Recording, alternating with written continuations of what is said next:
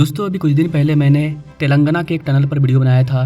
ये वही सुरंग है जिसमें आज से 10 दिन पहले एक घटना घटी थी और मलबा गिरने की वजह से 8 वर्कर इस वाले टनल के अंदर फंस गए थे। हैरानी की बात है कि कहने को तो भारत टेक्नोलॉजी के मामले में काफी आगे निकल चुका है, लेकिन अभी 3 मार्च को जब मैं वीडियो रिकॉर्ड कर रहा हूँ इस वाले एक्सीडेंट का 10 दिन हो चुका है और इस 10 दिन में इन 8 में से एक भी मजदूर को बाहर नहीं निकाला गया है। 8 में से 4 मजदूर के लोकेशन का तो पता चला है, लेकिन 4 मजदूर ऐसे हैं जिनके लोकेशन का भी पता नहीं चला है। जब उनका पता ही नहीं चल पा रहा है, उनके पास खाना नहीं पहुंचा होगा, क्या वो जिंदा होंगे? आखिर सरकार कर क्या रही है? आइए जानते हैं आखिर भारत तेलंगाना सरकार 8 मजदूरों की जान क्यों नहीं बचा पा रही है। क्या वो जिंदा होंगे? क्या सरकार जान बचा पाएगी या वो इसी तरह मर जाएंगे? आखिर ऐसा क्यों? चूंकि यहाँ पर टनल पर बात हो रही है और मैं भारत के डेवलपमेंट प्रोजेक्ट पर बात करता हूँ, तो मैं कोई न्यूज लेकर के नहीं आया हूँ कि 8 लोग फंसे हुए हैं, नहीं निकल पा रहे हैं। ऐसा बात नहीं है। ये एक इंफ्रास्ट्रक्चर डेवलपमेंट प्रोजेक्ट है।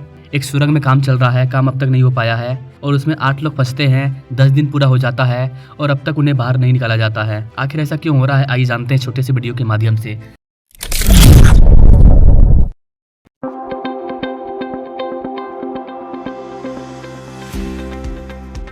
Now directly come to the point. Telangana के मुख्यमंत्री रेवंत रेड्डी ने रविवार को यानी कि 2 मार्च को श्रीसेलम लेफ्ट बैंक कैनाल यानी कि SLBC टनल स्थल पर पहुंचे। उन्होंने इसका दौरा किया और चल रहे बचाव अभियान का आकलन किया, क्योंकि अभी 8 के 8 श्रमिक अंदर ही फंसे हुए हैं। मंत्री जी ने कहा कि SLBC सुरंग के अंदर लगभग 14 किलोमीटर अंदर मलबे के नीचे फंसे हैं लोग। जी गाइस, 14 किलोमीटर मलबा को हटाना है, उसके नीचे फंसे हैं लोग। जो एजेंसी इन लोगों को बचाने का काम कर रही है उनको पता ही नहीं है कि एक्चुअल में ये लोग कहाँ पर हैं। लोकेशन का कोई पता नहीं चला है, क्योंकि जहाँ पर वो लोग फंसे हैं उसके ऊपर 5 मीटर से अधिक गहरी मिट्टी की मोटी चादर है। सुनने में बहुत खराब लग रहा है। ये लोग बोल रहे हैं 2-3 दिन और लग जाएगा। 9 दिन पूरा हो चुका है, अब तक आपको पता नहीं है कि लोग कहाँ पर हैं। तेलंगाना के मुख्यमंत्री का कहना है कि फंसे हुए लोगों के संभावित स्थान के बारे में केवल प्राथमिकता आकलन किया गया है तथा सरकार के लिए बिना किसी साक्ष्य के उनकी स्थिति के बारे में कोई घोषणा करना संभव नहीं है। इस बीच 8 लोगों का पता लगाने में जो टीम लगी हुई है, उन्होंने मंत्री को बताया कि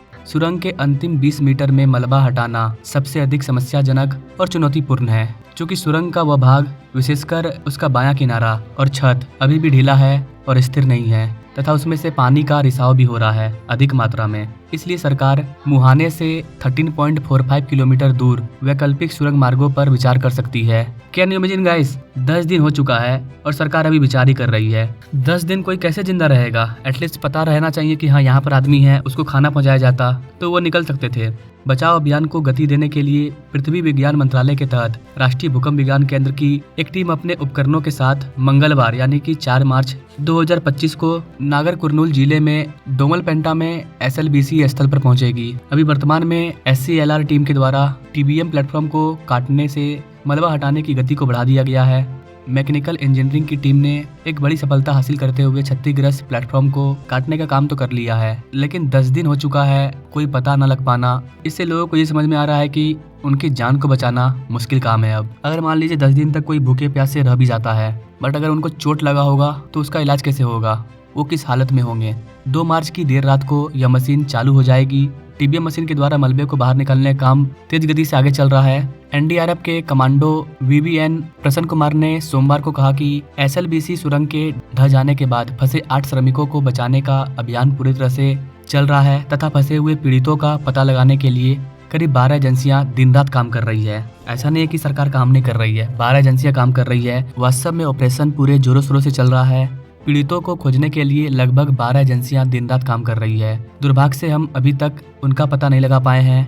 उन्होंने कहा कि तेलंगाना और केंद्र सरकार दोनों ने जटिल सुरंग निर्माण कार्य में सहायता के लिए देश भर से शीर्ष एक्सपर्ट्स की तैनाती शुरू कर दी है। उन्होंने कहा कि सुरंग अभियान की जटिलता के कारण हम अब तक सफलता प्राप्त नहीं कर सके हैं। हालांकि योजनाबद्ध तरीके से अधिकतम जनशक्ति को काम पर लगाया गया है और उम्मीद है कि हमें कम समय में सफलता मिल जाएगी।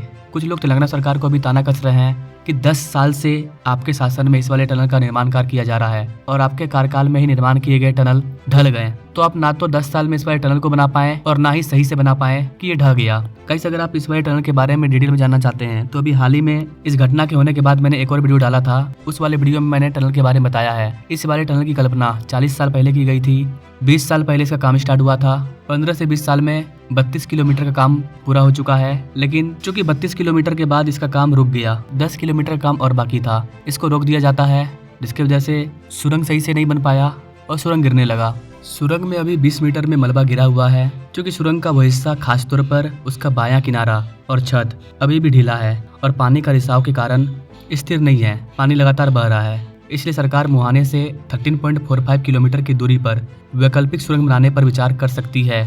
बस ऐसा बोला जा रहा है कि विचार किया जाएगा। बचाव एजेंसियों ने अस्थिर परतों से बचने के लिए छोटे व्यास वाली वैकल्पिक सुरंगों का सुझाव दिया। बचाव एजेंसी को श्रीशैलम सुरंग में फंसे 8 लोगों को बचाने के लिए मलबा हटाने में चुनौतियों का सामना करना पड़ रहा है, इसलिए वैकल्पिक सुरंग मार्गों का प्रस्ताव दिया गया है। मेरे अकॉर्डिंग इस वाले काम को मलबा गिरने के ठीक 2-3 दिन पहले ही कर लेना चाहिए था। जब आपको पता है इतना ज्यादा मलबा गिर चुका है तो वैकल्पिक सुरंग पर काम स्टार्ट कर देना चाहिए था, एक अनुमान लगा करके कि मलबा के इस साइड लोग फंसे हैं, यहाँ पर हम लोग वैकल्पिक सुरंग को बनाते हैं बोरिंग मशीन से और सबसे पहले वहां तक उनको खाना पहुंचाते हैं। जो पानी का बोरिंग मशीन आता है उससे आराम से 13 किलोमीटर सुरंग वैकल्पिक सुरंग बनाया जा सकता था, उनको खाना पहुंचाया जा सकता था और पता लगाया जा सकता था। लेकिन अभी 10 दिन हो चुका है, कोई पता नहीं लगा है, तो कैसे कोई जिंदा रहेगा, ये बहुत ही बड़ा सवाल है। जैसा कि मैंने आपको शुरू में बताया कि 4 लोगों के लोकेशन का पता चला है और बाकी 4 लोगों के लोकेशन का कुछ पता नहीं चला है। साथ ही अब तो टनल से तेज बदबू भी आ रही है, जिससे लोगों की आशंका और भी ज्यादा बढ़ते जा रही है। क्या लगता है गाइस आपको, ये 8 जिंदगियां क्या ये बच पाएगी? इस 8 लोगों के साथ जो हुआ इसके पीछे किसकी गलती है? इस सुरंग को बनाने वाली कंपनी की, या 20 साल से सुरंग का काम जो अधूरा पड़ा है इसमें सरकार की गलती है? 22 फरवरी को तेलंगाना के नागरकुबुल इस सुरंग की दीवार ढह जाती है, जिसमें 8 लोग फंस जाते हैं। आज 3 तारीख को 10 दिन पूरा हो चुका है, लेकिन लोगों का कुछ पता नहीं चला है। अभी इस वाले टनल में सबसे मेन प्रॉब्लम है पानी का स्तर बढ़ते जा रहा है। पानी के लीकेज को नहीं रोका गया है, पानी अपने साथ मलबे को लेकर के भी आ रहा है। इसके वजह से रेस्क्यू टीमों को और भी ज्यादा मुश्किल का सामना करना पड़ रहा है। पानी को बाहर निकालने के लिए 4-5 HP मोटर को भी लगाया गया है। सुरंग के बाहर गाद वगैरह को निकालने के लिए लोकोमोटिव का भी इस्तेमाल किया जा रहा है। मिट्टी में दबे लोगों की पता लगाने के लिए रडार तकनीक का भी इस्तेमाल किया जा रहा है। लेकिन टनल के अंदर से जो अजीब बदबू आ रही है वो लोगों को और भी ज्यादा हैरान कर रही है। क्या वो 8 लोग जिंदा होंगे अभी भी? अगर एक भी लोग जिंदा होंगे और उन्हें बचा लिया जाता है, आपको क्या लगता है गाइस, क्या टनल में फंसे हुए लोग अब तक जिंदा होंगे? क्या उनके पास उनके खाने का टिफिन बॉक्स होगा, पानी होगा? बहुत कम चांस है, 1-2% भी चांस नहीं है कि उन लोगों को बचाया जा सकता है, क्योंकि अब तक उन लोगों के ठिकाने का पता भी नहीं चला है। एक सवाल आता है कि इस तरह से हमारे मजदूरों की जानें कब तक जाती रहेगी? कौन है इसके पीछे जिम्मेदार? कुछ दिन पहले दिल्ली के रेलवे स्टेशन पर भगदड़ मचती है। महाकुंभ के दौरान भी कुछ लोगों की जाने गई, तो वो तो एक भगदड़ था। लेकिन इस तरह के बड़े बड़े प्रोजेक्ट के अंदर लोगों का फंसना, उत्तराखंड में भी लोग फंसे थे, कई दिनों बाद उन्हें निकाला गया था। लेकिन यहाँ का केस तो और भी ज्यादा खतरनाक है। तो गाइस, अब तक का जो अपडेट था उसके बारे में मैंने आपको बताया। ये बहुत दुख की बात है कि हम उन लोगों के बारे में ये भी पता नहीं लगा पाए हैं कि एक्चुअल में वो लोग कहाँ पर हैं। बहुत ही रेयर चांस है, 10 दिन हो चुका है, कि वो लोग जिंदा होंगे।